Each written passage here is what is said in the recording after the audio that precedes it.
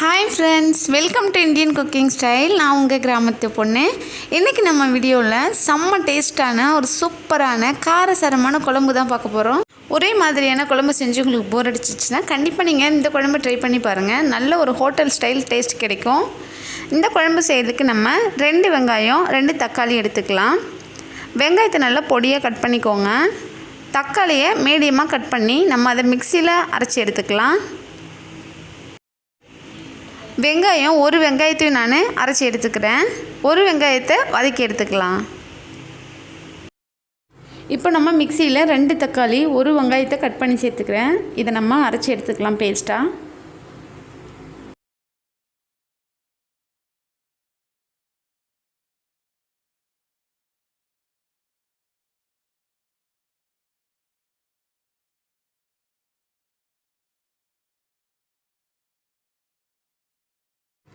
இந்த குழம்புக்கு டேஸ்ட் கொடுக்குறதே செட்டிநாடு மசாலா பொடி தாங்க.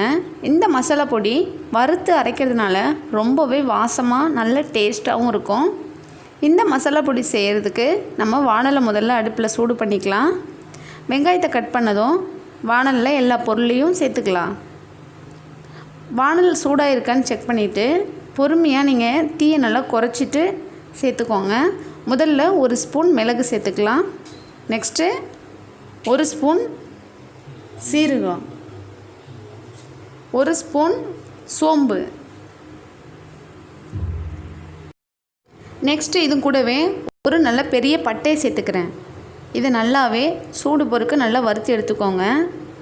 பொறுமையாக வருங்க, ஏன்னா சின்ன பொருள் இருக்கிறதுனால நல்லாவே சட்டுன்னு சூடாகிடும், அதனால் கருகி போயிடும். உஷாராக நீங்கள் அதை பொறுமையாக வறுத்து எடுத்துக்கோங்க. நெக்ஸ்ட் நம்ம எண்ணெய் ஊற்றிக்கலாம்.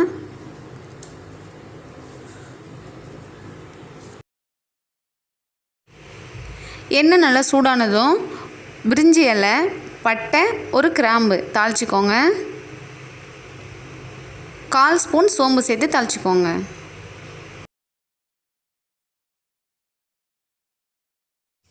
நெக்ஸ்ட்டு நம்ம 1 வெங்காயத்தை பொடியாக நறுக்கி வச்சுருந்தோம் இல்லைங்களா, வெங்காயத்தை நம்ம சேர்த்துக்கலாம்.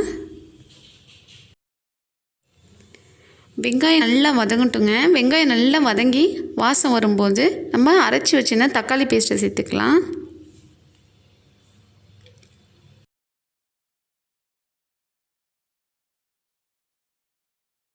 நல்லா வதங்கிறதுக்காக நான் 1 ஸ்பூன் உப்பு சேர்த்து வதக்கிக்கிறேன். நல்லா வதங்கி நல்ல ஒரு கோல்டன் ப்ரௌன் கலர் வந்த உடனே நம்ம அரைச்சி வச்சுருந்தா தக்காளி பேஸ்ட்டை சேர்த்துக்கலாம். தக்காளி பேஸ்ட் அரைக்கும்போது ரொம்பவே அதை கிரைண்ட் பண்ணாதீங்க. ஓரளவு ஒரு திப்பி திப்பியாக இருக்க மாதிரி நல்லா அரைச்சி எடுத்துக்கோங்க.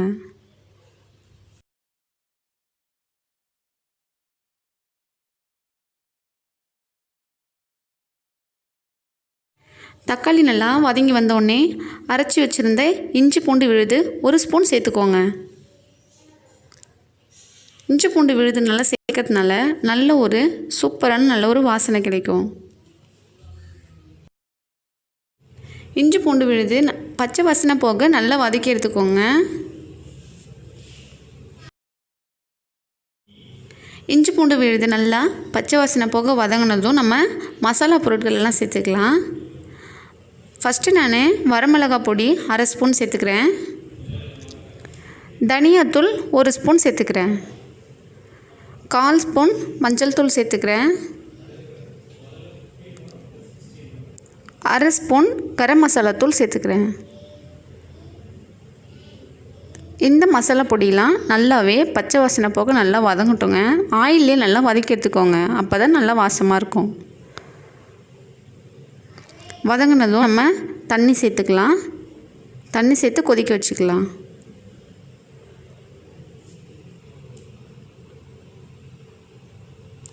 லாஸ்ட்டாக இது எல்லாமே நல்லா வதங்கின பிறகு நம்ம அரைச்சி வச்சுருந்த செட்டிநாடு மசாலா பொடியை சேர்த்துக்கலாங்க. இது சரியாக நல்ல 1 டேபிள் ஸ்பூன் கணக்காக வந்துச்சுங்க. இதை நீங்கள் சேர்த்து நல்லா வதக்கி எடுத்து தண்ணி சேர்த்துக்கோங்க. குழம்பு நல்லா கொதிச்சு வரட்டும்.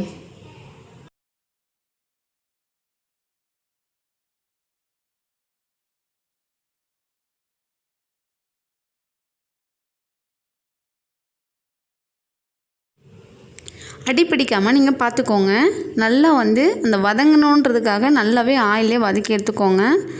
முக்கியமாக அடி பிடிக்காமல் பார்த்துக்கோங்க. இதுக்கிடையில் நம்ம அரை பத்தை தேங்காய், 4 முந்திரி பருப்பு சேர்த்து அரைச்சிக்கலாம். முந்திரி பருப்பு இல்லாட்டி நீங்கள் பொட்டுக்கடலை சேர்த்துக்கோங்க.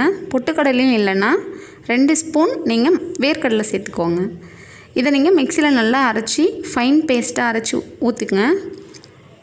குழம்பு நல்லா கொதித்து வரும்போது இது லாஸ்ட்டாக நம்ம இந்த அரைச்சி வச்சுருந்த தேங்காய் பேஸ்ட்டை சேர்த்துக்கலாங்க. நல்ல வாசமாக இருக்கும். கண்டிப்பாக இதே போல் ட்ரை பண்ணி பாருங்கள். தேங்காய் கொஞ்சம் நேரம் மட்டும் கொதிக்கட்டும். ஒரு 5 மினிட்ஸ் கொதித்து வந்தால் போதும். அது கொதித்து வரும்போது நம்ம வேக வச்சுருந்த 4 முட்டைங்களை நானே கட் பண்ணி சேர்த்துக்கிறேன்.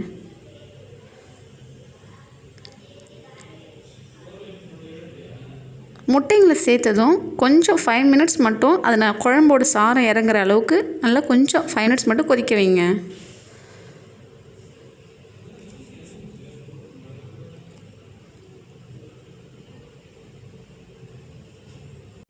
நீங்கள் எப்போவும் செய்கிற முட்டை குழம்பை விட செட்டிநாடு முட்டை குழம்பு செஞ்சு பாருங்கள். ரொம்ப வாசமும் சூப்பரான டேஸ்ட்டும் கொடுக்கும். முட்டை சேர்த்து நல்லா அது குழம்போட சாரம் இறங்குற அளவுக்கு நல்லா மிக்ஸ் ஆனதும் குழம்போட நல்லா மிக்ஸ் ஆகி வரும்போது நம்ம கரம் மசாலா தூள் 1/4 ஸ்பூன், கொத்தமல்லி, பெருங்காயத்தூள் இது 3 மட்டும் சேர்த்து இறக்கிக்கோங்க.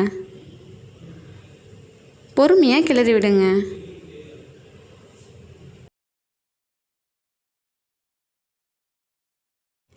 இந்த குழம்பை நீங்கள் கடல் எண்ணெயில் ட்ரை பண்ணுங்கள். அவ்வளோதான், சூப்பரான டேஸ்டியான செட்டிநாடு முட்டை குழம்பு ரெடி ஆகிடுச்சி. நல்லா சாப்பிடுங்க, சந்தோஷமாக இருங்க. இந்த வீடியோ உங்களுக்கு பிடிச்சிருந்தா நம்ம சேனலை சப்ஸ்கிரைப் பண்ணுங்கள்.